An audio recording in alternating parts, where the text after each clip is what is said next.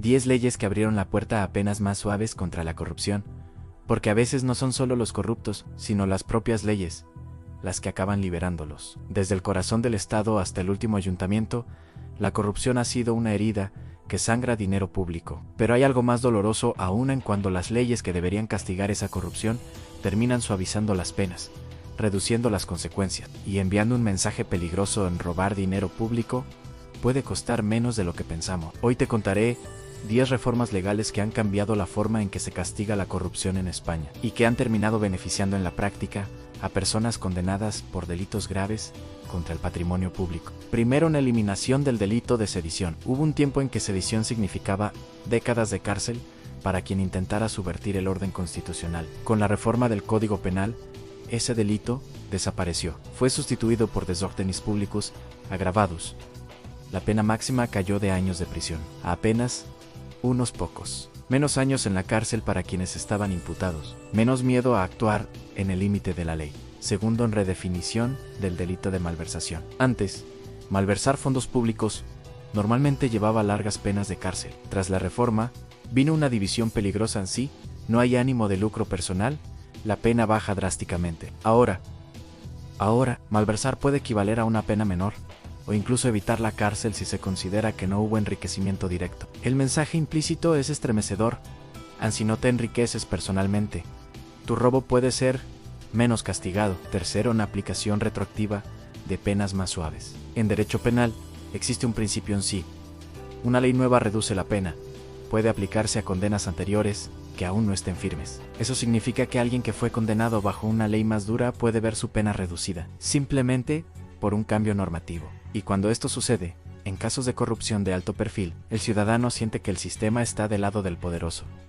Cuarto, en límites, en los plazos de investigación judicial. No es una pena en sentido clásico, pero sí tiene el mismo efecto. Una reforma procesal estableció límites de tiempo a las investigaciones complejas, y las tramas de corrupción suelen ser, por definición, complejas a multitud de documentos, facturas, sociedades interpuestas, cuentas en el extranjero. Si la investigación se acorta, los casos pueden cerrarse sin un castigo serio. Investigaciones cortas para delitos de impacto gigantesco. Es como poner un límite de velocidad en un campo minado. Quinto, cambios en la protección de denunciantes, sin endurecer las penas.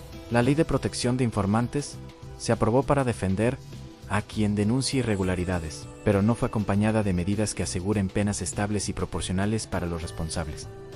Protegemos al que habla, pero no siempre castigamos con firmeza al que delinque. Eso crea una injusta sensación de que el que denuncia corre más riesgo que el que roba. Sexto, en restricciones a la acusación popular. En muchos casos de corrupción, las acusaciones populares, ciudadanos o asociaciones han sido clave para que se investigue en profundidad. Una reforma propuesta ha tratado de restringir este ejercicio legítimo de control social, limitando cuando puede intervenir, menos voces independientes en el juicio, menos presión para que el sistema judicial actúe con contundencia. Séptimo, en cambios que desplazan poder de los jueces investigativos hacia fiscales. En varias reformas procesales, se ha intentado reducir el protagonismo del juez instructor, dando más peso a la acción fiscal. Eso suena técnico, pero en la práctica puede significar una investigación menos exhaustiva y más dependiente de criterios fiscales que pueden ser menos exigentes. Y cuando la investigación es menos fuerte, el castigo tiende a ser más débil. Octavo, en alteración de requisitos de prueba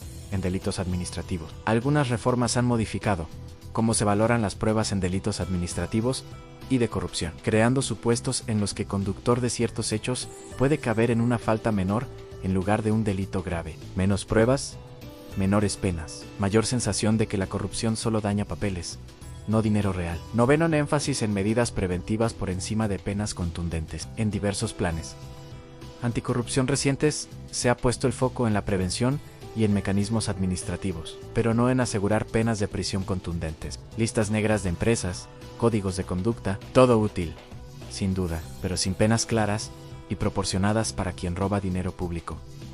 La prevención pierde mordida. Décimo, en alargamiento de plazos de prescripción en delitos complejos, sin contrapeso penal firme. Algunas reformas han ajustado los plazos de prescripción técnica de delitos complejos, en ocasiones sin reforzar las penas mismas, lo que puede permitir que grandes casos queden libres por vencimiento de plazos antes de llegar a sentencia firme. Es un reloj que juega a favor de quien delinque. El impacto real no es teoría, es percepción social. Estas reformas técnicas, cuando se aplican a casos como los grandes escándalos de corrupción política, tramas urbanísticas, financiación ilegal de partidos, desvío de ayudas públicas, generan una sensación profunda que robar dinero público cuesta menos de lo que debería, que un cambio de palabra en la ley puede suponer años menos de cárcel. Y eso destruye algo esencial: la confianza del pueblo en su propio sistema de justicia. Cuando la justicia parece suave para quienes tienen poder, el ciudadano empieza a perder respeto por las leyes. Y cuando el respeto por las leyes se pierde, la sociedad entra en un círculo peligroso en se roba más, se castiga menos. El Estado se debilita, a la indignación se vuelve rabia. Y la rabia encuentra formas autodestructivas de manifestarse, porque la corrupción no solo roba dinero, roba hospitales que no se construyen, escuelas que no se abren, carreteras que no se arreglan, oportunidades que se cierran, roba futuro. Y cuando las leyes que deberían protegernos terminan suavizando el castigo, la sociedad empieza a sentirse traicionada. Eso no solo hace daño al Estado, hace daño a todos, porque cuando la ley deja de castigar con justicia, la impunidad devora desde dentro.